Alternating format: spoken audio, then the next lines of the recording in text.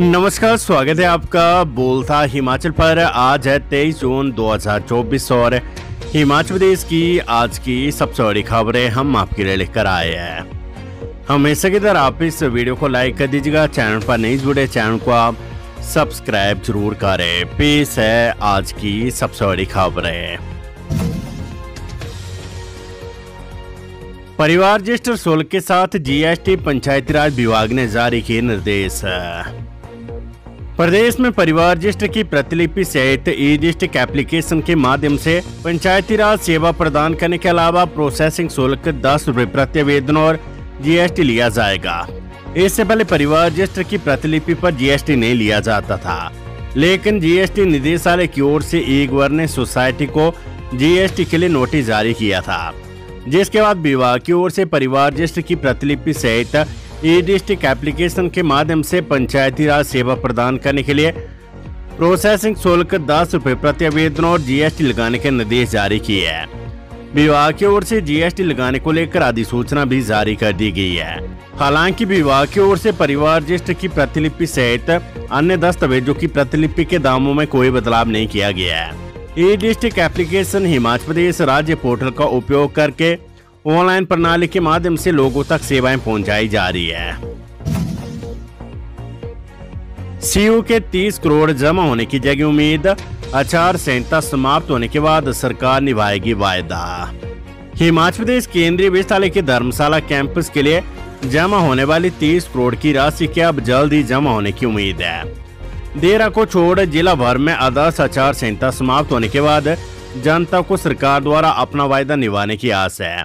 ख्याति प्राप्त शक्तिपीठ मां चामुंडा के निकट जंद्रांगल में बनने वाले सीयू के कैंपस के लिए केंद्र सरकार द्वारा करीब 250 करोड़ रुपए से अधिक की धनराशि स्वीकृत की गई है, जिसके लिए क्षेत्र की जनता के आंदोलन के बाद प्रदेश सरकार ने विधानसभा के उपचुनाव में धनराशि को आचार संहिता समाप्त होते जमा करवाने की बात कही थी। ऐसे में अब जनता की नजरें मुख्यमंत्री सुखविंदर सिंह सुक्खू के वायदे पर लगी हुई है। सरकार जल्द पहल करती तो करीब 1.5 दशक से लटके केंद्रीय विश्वविद्यालय के कार्य को गति मिलने की उम्मीद है। खबर कोर्जो से एसपी मंडी ने जारी किया फरवरी और मार्च में हुई सेमेस्टर परीक्षाओं का परिणाम। सरदार पटेल विश्वविद्यालय मंडी ने यूजी और पीजी सेमेस्टर परीक्षाओं के परिणाम घोषित कर दिए हैं।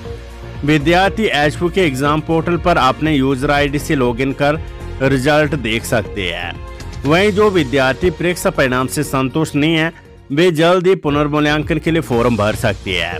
फॉर्म भरने की अंतिम तिथि 7 जुलाई तय की गई है। एसपी ने ये परीक्षाएं फरवरी मार्च में पूरे प्रदेश में आयोजित की थी।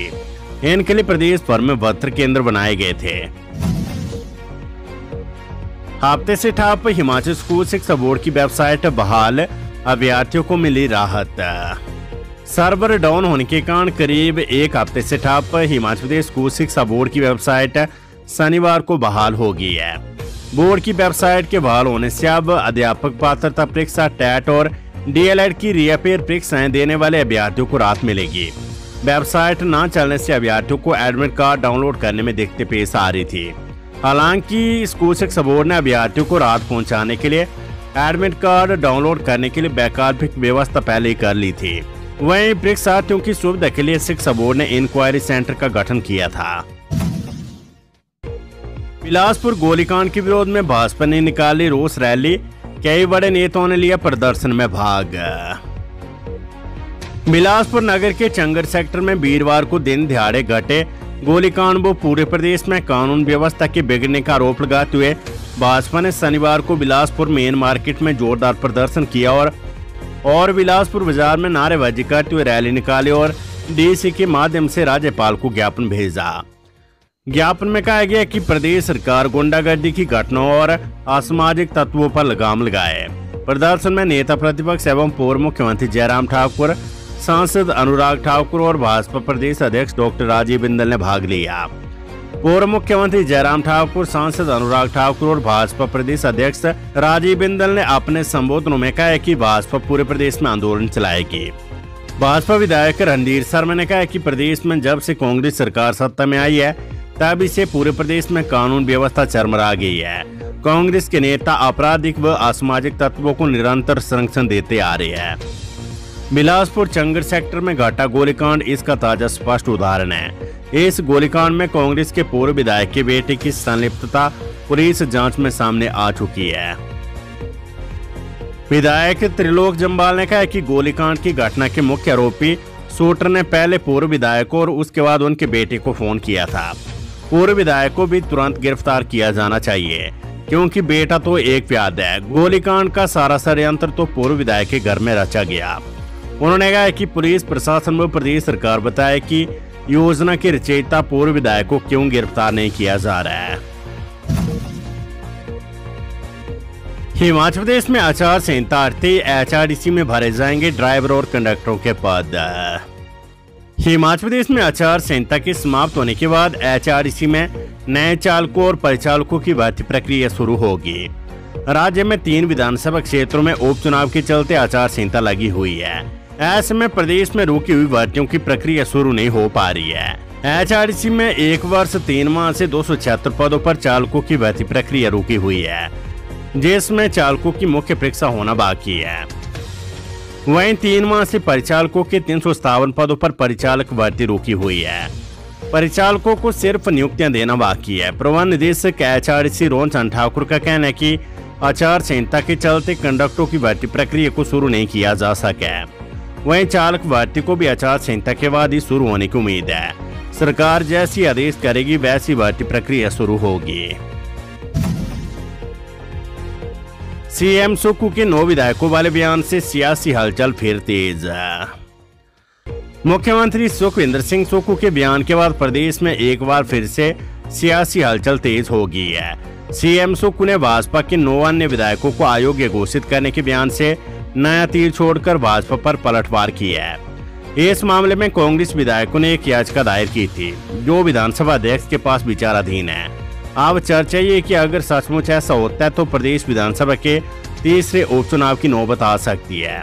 3 अन्य विधानसभा सीटों के उपचुनाव की प्रक्रिया के बीच नई राजनीतिक सुगबुगाहट शुरू हो गई है।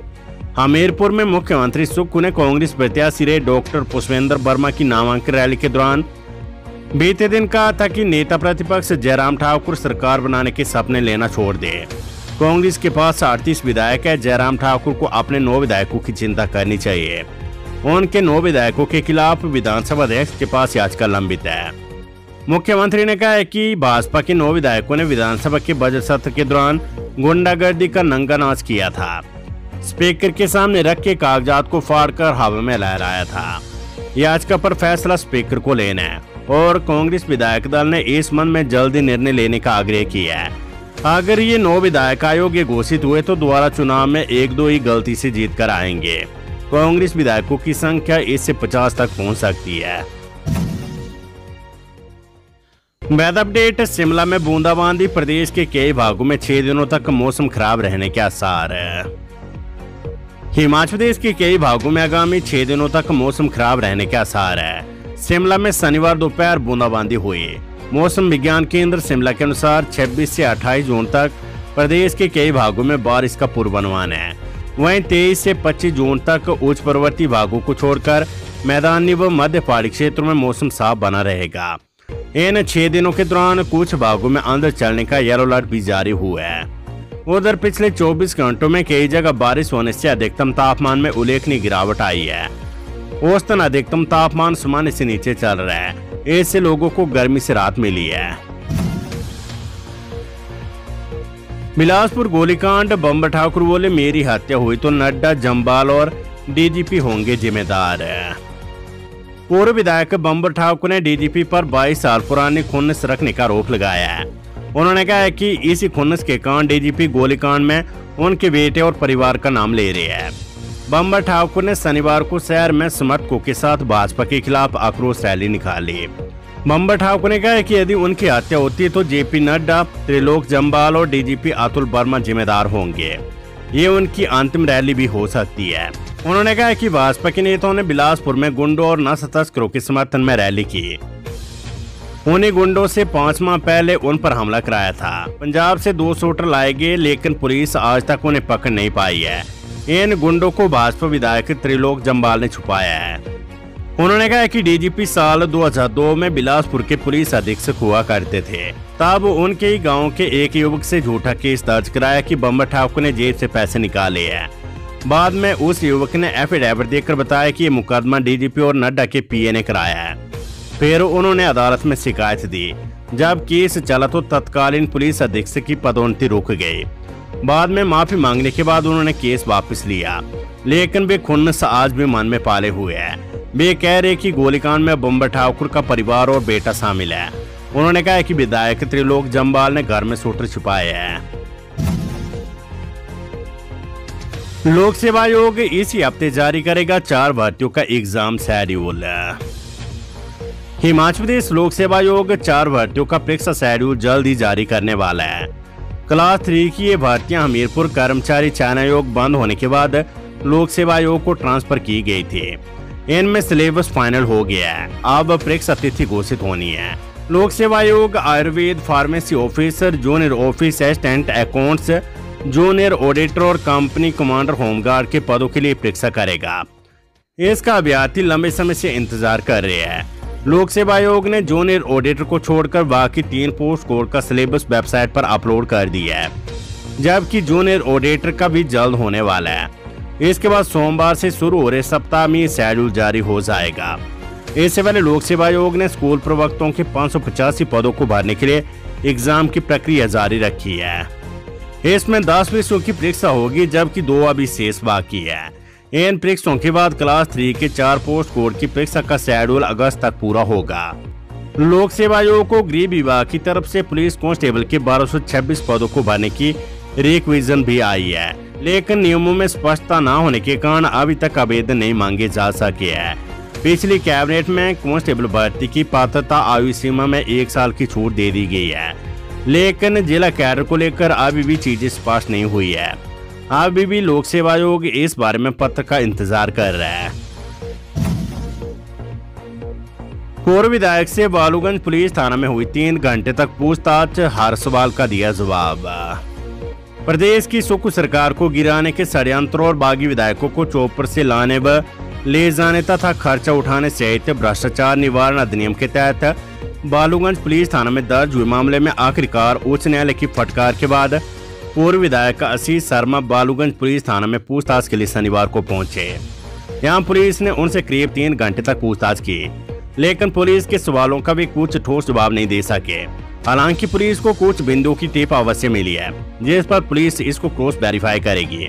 पूर्व विधायक आशीष शर्मा को 13 और 18 जून को भी बालूगंज पुलिस थाना में बुलाया गया था, लेकिन जब वे नहीं पहुंचे तो पुलिस ने उच्च न्यायालय में अपना पक्ष रखा, जिस पर हाईकोर्ट ने सख्त रुख अपनाते हुए शनिवार को पुलिस जांच में सहयोग करने की फटकार लगाई थी।